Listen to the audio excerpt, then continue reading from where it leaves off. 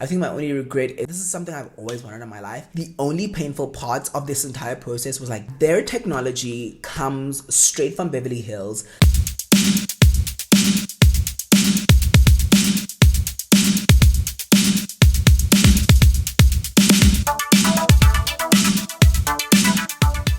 Hey Gorge, welcome back to my YouTube channel. My name is Kaya. Thank you so much for watching. If this is your first time watching, I'm trying to do something here by YouTube. I'm trying to build something, and I'm so grateful that I have this small little community.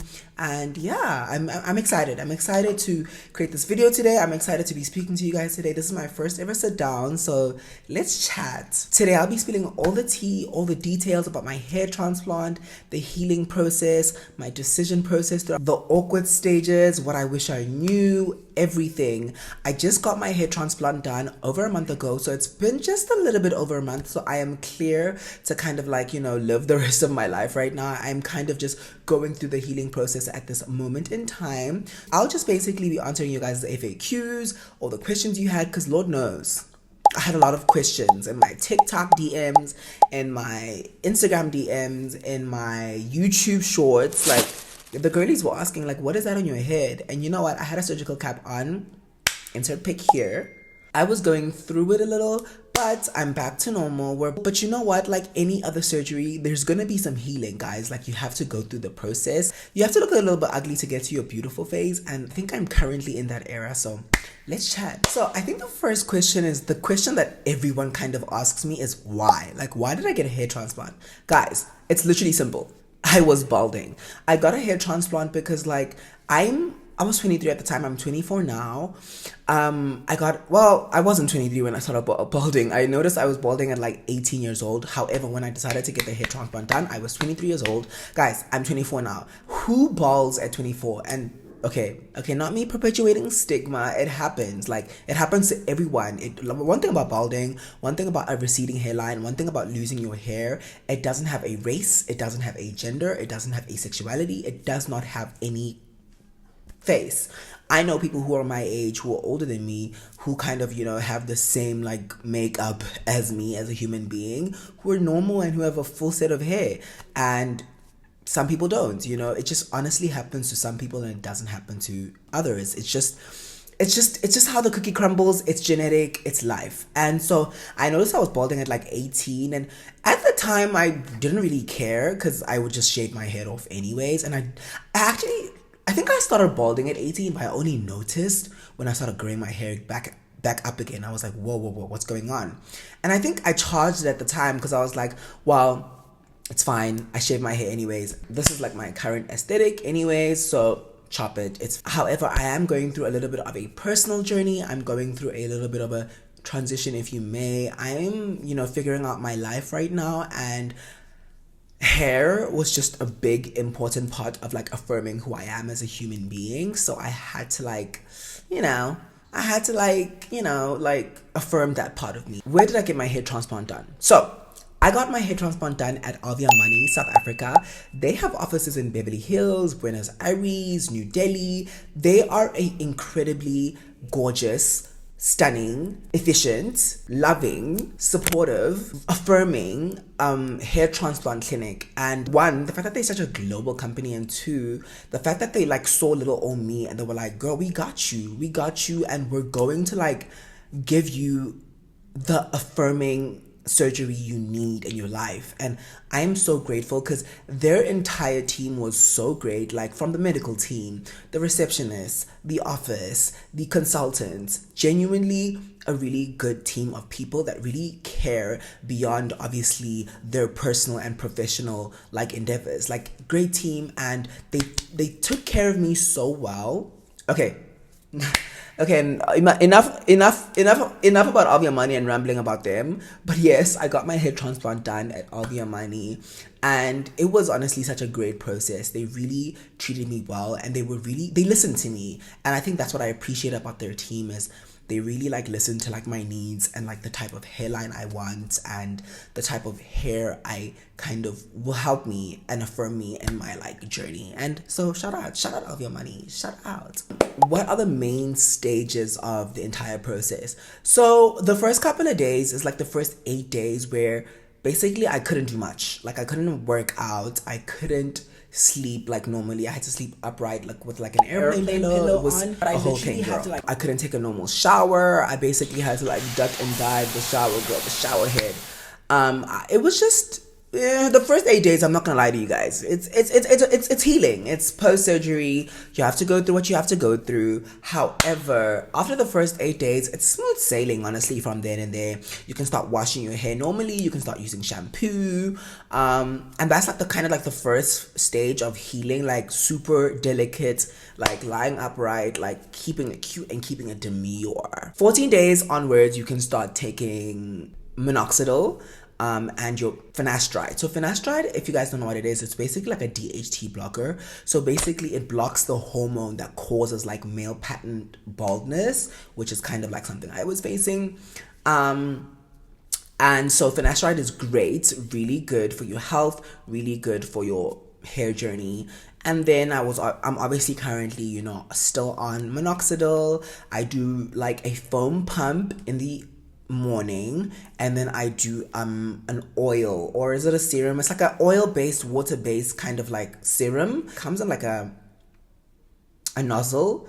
Is it a nozzle? What do they call it? Like, you know what I mean? Like the squeeze thing. For this entire month, I could not wear any wigs like I have on right now. I couldn't wear any head wraps. I couldn't wear anything that wasn't a straight kind of cap that covered the hair, like basically went over the hairline area. So anything that touches my hairline area was a complete no. Right now it's a month in, and I can kind of wear head wraps, and I think I kind of can wear like glueless wigs, you know, just pop a wig on or whatever. However, I'm still kind of apprehensive about that. This wig I currently have right now is kind of like bangs over the recipient area, because I don't want any mistakes, girl. I don't want anything, you know, coming in the way of me on my journey, child. I am super like focused and diligent. Like I want my hair back, you know. So I don't want to, even though I think I am cleared to kind of wear this type of hair, or to wear like normal, like, you know, clueless wigs and hair wraps and stuff. I'm still being super careful. So as you can see, like the wig line doesn't touch the recipient area over here. It kind of stops where my kind of like natural hairline, or my hairline that I don't want, stops. That's kind of how I've been doing it for now. Again, hair is really affirming for me. It's a big part of, like, you know, it makes me happy, child. Like, sue me. I'm on my hair journey, I'm on my transplant journey, and I'm grateful and I'm happy and I'm like, you know, going through it. However, I am a content creator. You know, this is what I do. This is my bread and butter. I do kind of need to get back up and create content, and this was a perfect like kind of compromise between the two, between being able to still be diligent about my journey and be careful with my hairline and be careful with my recipient area, but still being able to show love to my craft and what I love to do. How did I kind of notice healing throughout the entire journey? I would say I'm seeing it right now. So basically, right now my hairline is basically, like, you can see where they've done the transplant, kind of, in a way. And in the like area where they've done the transplant, like once the scabs kind of fell off, I kind of panicked a little. I was like, whoa, does this mean like I lost the follicle? And no, like you can actually still see each and every follicle in my hair. It's just right now I'm going through shedding, like the shedding phase. So there is not much hair. However, I can feel like small tiny hairs whenever I like rub my minoxidil, or like, you know, rub my little hairline or whatever, just to like activate it. I can feel like the follicle, and I can feel that tiny little hair. However, I think healing for me, like as an indicator, is being able to see the follicle and see that it's still there and still intact. Whereas like previously, before this, I was completely like, there was nothing there. Like there was no follicle. Did I experience any discomfort or pain? No. I did not experience any pain or discomfort. I would be absolutely lying to you if I said I did. The only painful part of this entire process was like numbing me and like getting the like anesthesia on. Other than that, babes, smooth sailing. Like the process, lovely. Like I kid you not, I was like watching TV like for the like last half. I fell asleep, I think, for the first half of the surgery. Then the last half, like I was up like literally whilst they was implanting the thing, and it kind of made me worried a bit. I was like, is anything happening? Like, because I was numb, I couldn't feel anything. So I'm like, guys, you know, like, I mean, I had to check in, like, am I still getting a hair transplant? Yeah. And so no, I did not experience any discomfort, no pain. Like I still didn't. I didn't even experience swelling, which most of the time people like experience extreme swelling. Natural part of the process. It's okay.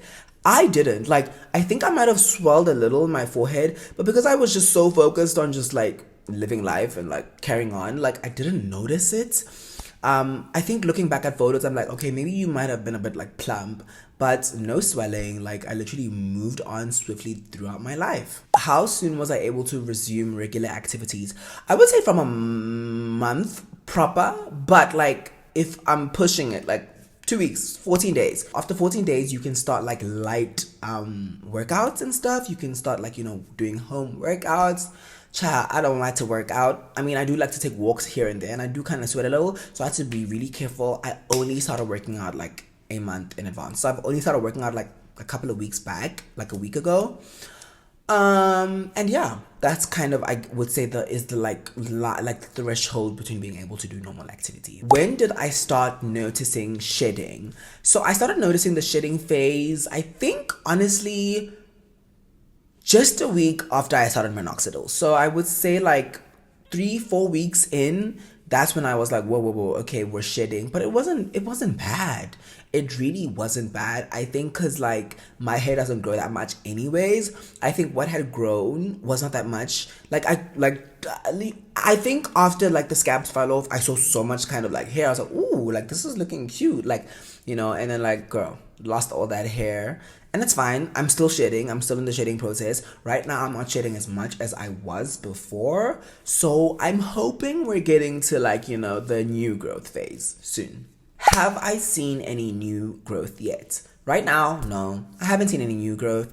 And I think everyone's like, what's happening? What's happening? What's going on? Like everyone wants an update and it's like, babe, there's no update. Like I am trying to go through this journey as much as you are. As much as I am, as much as we all are, like, let me go through my journey. Chair. Did anyone try to talk me out of getting a hair transplant? No. No one tried to talk me out of getting a hair transplant. I think I did it so fast as well. I kind of like, this is something I've always wanted in my life, but I haven't really like communicated that with people. Like, I want a hair transplant. I just wanted it. And I'm grateful that I got the opportunity to get it. Like, kudos to me, kudos to Alvi Armani. And yeah, no one tried to talk me out of it. I choose my own destiny. Choose your own destiny. Was I nervous about how my family and friends would react? No. I think I kept like me balding such a secret that I think everyone was shocked, and I don't think I was nervous about their reactions, but it was interesting to see kind of like their responses. They were like, oh girl, like you balding? Crazy. Cause I wear wigs all the time. I always have my hair did, so they would never really notice. I think they thought like balding was a choice, and it wasn't a choice until it wasn't. Do I have any regrets? I don't. I think, you know what, like going through this journey it's a lot. It's emotionally, on my self-esteem. I don't think I realized like how much I would be putting myself through, but with every like rainbow at the end of the tunnel or whatever, like there's gonna be some tough times, and you're gonna have to go through your ugly duckling phase to get through your beautiful, stunning, gorgeous glam phase. And I think I'm in that phase right now, and that's okay. Like I'm going through my little ugly duckling phase, and I'm excited because I'm gonna get to a different phase. But my regrets, I would say I have none. I have no regrets. I think my only regret is not doing this earlier, not doing this sooner, not doing this when I first was like, girl, you're balding. Let's fix that. Did I feel any pressure from social media? I think yes and no. Like, I'm not someone who's like, ooh, I need to have that because I see it on social media. No. But I think it was more so just like, I see who I want to be. And maybe that's not someone on social media, but maybe it's influenced by someone on social media or someone in general. And I wasn't happy. I was not happy with like how I was presenting, how I came about. I want to be able to do braids, and I want to be able to do cornrows, and I want to be able to just have freedom of authority with my own hair. Like I want to express my crown. Like I'm a black, person, and your hair is kind of like your crown as a black person, and I really wanted to explore that and express that, and I never get the chance to, and I really wanted that. So I think that's where it came from, the pressure. Why did I choose Alvi Armani to get my hair transplant done? I chose Alvi Armani to get my hair transplant done is because, like I said in the beginning, they are the largest FUE hair clinic in Africa, and their technology comes straight from Beverly Hills. So does their treatment, so does their staff, so does the elegance of the place, and I'm grateful to be able to like call that place like where I got my hair transplant done, because they're such an efficient team. I feel like they provide the best technology and the best like creative hairline design in Africa, hands down. Like, I rate them real bad, and they're backed by like so many health associations like globally, and I really appreciate the fact that like it's not a gender thing for them. It's not like for men, for women, it's for people, it's for all of us, and I rate that so hard about them. And honestly, the fact that their consultation is free, like you can literally call them, be like, hey, I'd love to have a consultation, and they got you. And that's what I really rate about them in general. Like, mwah, chef's kiss. Shout out Alvi Armani. Shout out. I think those are all the questions I'm going to answer today. I have so many other questions to answer. I know I do. Please keep them coming. Please comment some below if you want me to do a part 2 of this video. If you guys want to see month 2 of my journey, if you guys want to see month 3 of my journey, during month 3, I am going to go do PRP, which is basically them injecting like your blood plasma into your like scalp and the recipient area. So excited for that, because I think around month 3, month 4 is when I'm going to actually start to see like proper progress. But like, stay tuned for this journey, and I'm so grateful to have like a little community like listening to me, hearing me vent, and hearing me just like, girl, spill my tea. Like, this is therapeutic. Like, do you feel the energy? I feel it. I know I do.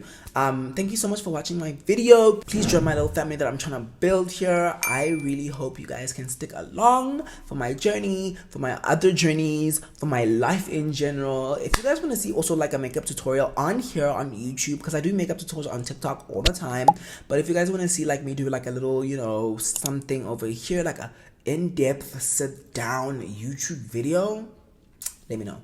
I got you. Thank you so much for watching. Mwah. Bye.